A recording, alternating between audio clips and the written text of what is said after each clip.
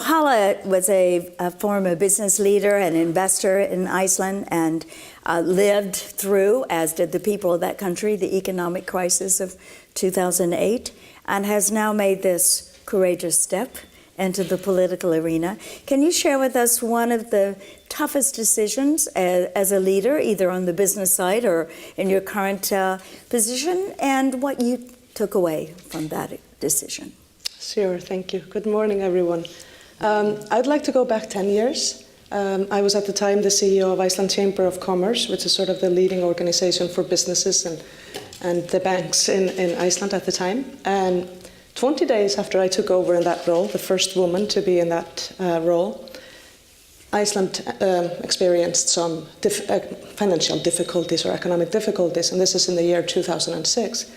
And so I found myself in this challenging context of having to do good in my role, but over a period of just a few months, discovering that very few of the things that were going on around me aligned with my values and my view and vision of the world.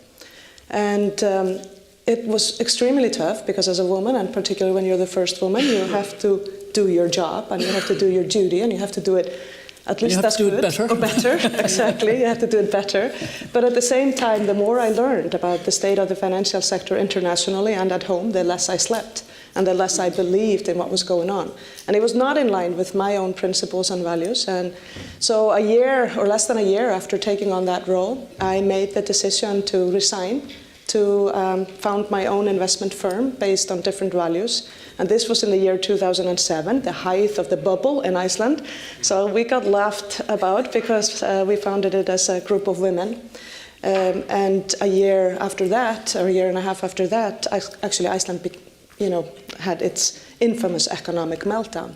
And we survived intact. So I would say that the lessons I draw are very personal, and they are about you have to be your authentic self to be good at anything. You can't really be good if you're not your authentic self as a leader, and you have to stick to your principles, and you have to believe in your insights and the way you feel just as much as what you can rationalize or what seems good to everybody else. And if you follow that, all is good.